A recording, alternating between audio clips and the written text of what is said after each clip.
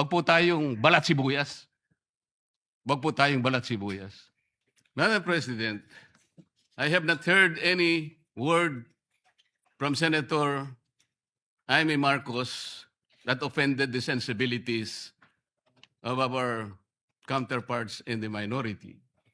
I think what is being objected to, Madam President, which is not covered by the rules, are the videos that were presented during or before her speech. Pwede ko bang malaman, Madam President, kung yung pinay-strike out, kasama po yung video na nakita natin na kung saan ay nagsasalita ang ating kasama, Senator Risa Hontiveros.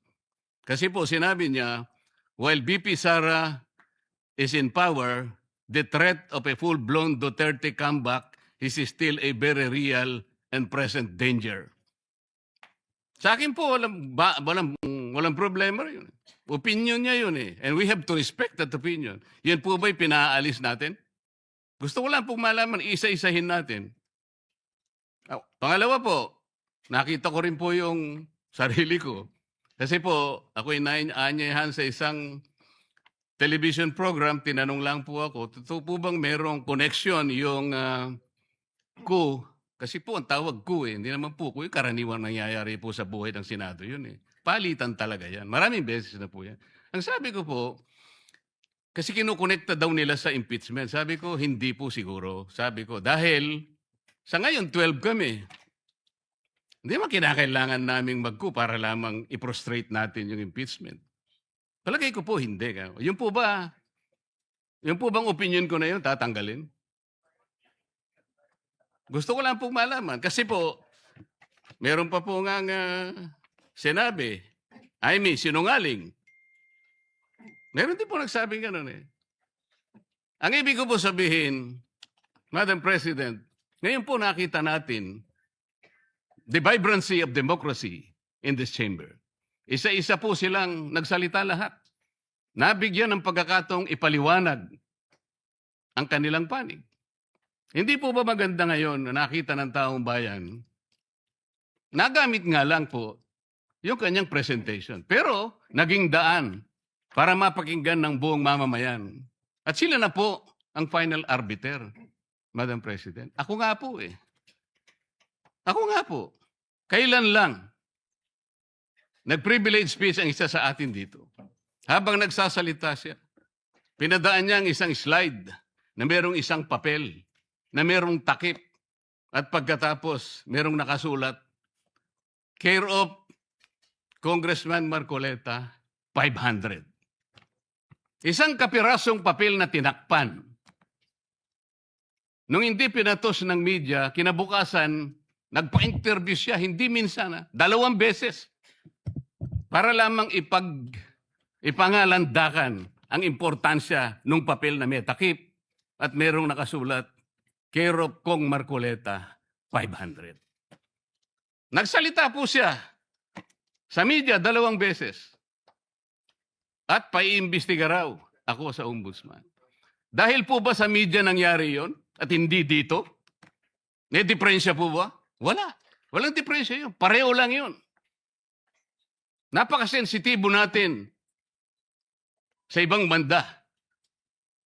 Pero hindi natin nakikita ang ginagawa natin. On the other hand. Bakit po hindi nasasagot hanggang ngayon yung tanong ni Senador Risa? Bakit po tayo nagkaganito ngayon, Madam President?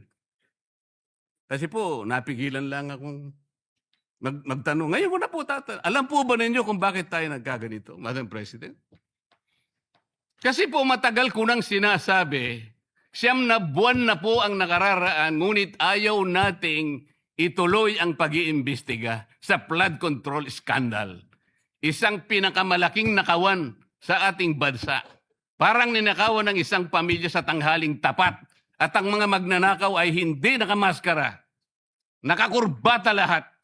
Nakabarong Tagalog. Paano hindi masisira ang kumpiyansa ng mamamayan kapag tinalikuran natin ang ganong pananagutan?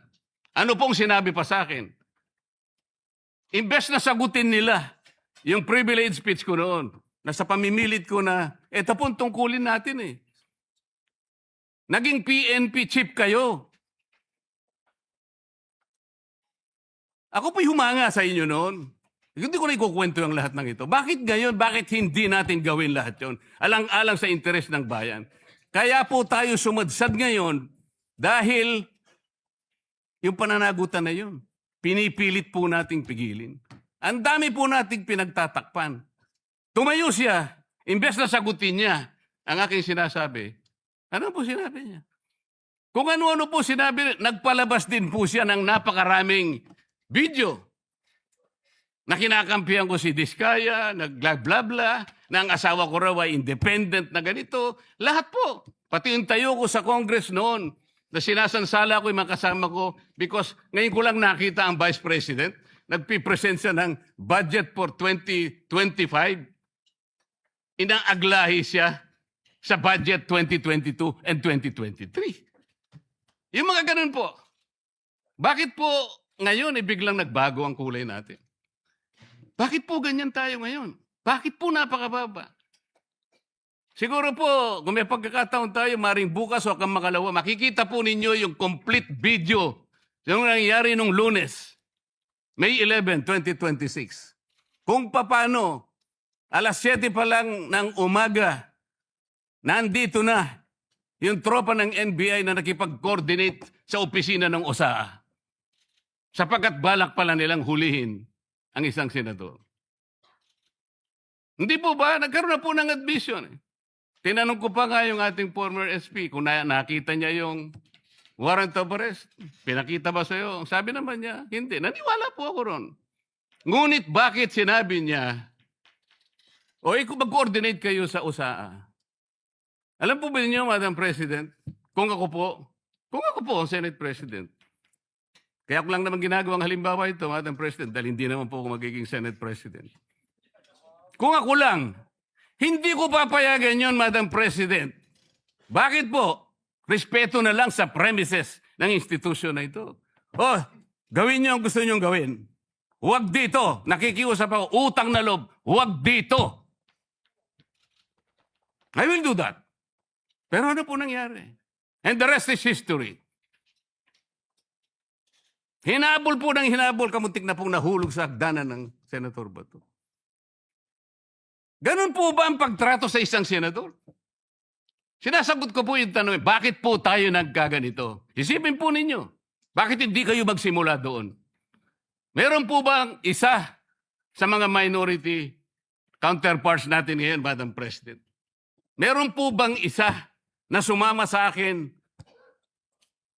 nung ako'y nagsasalita na parang si John the Baptist, ako na lang ang isang nagsasalita. Ituloy natin ang investigasyon. Meron po ba silang lakas ng loob na samahan ako? Madam President? Wala po. That's why I'm objecting to the motion. Wag po tayong balat sibuyas. Wag po tayong balat sibuyas. Salamat po, Madam President.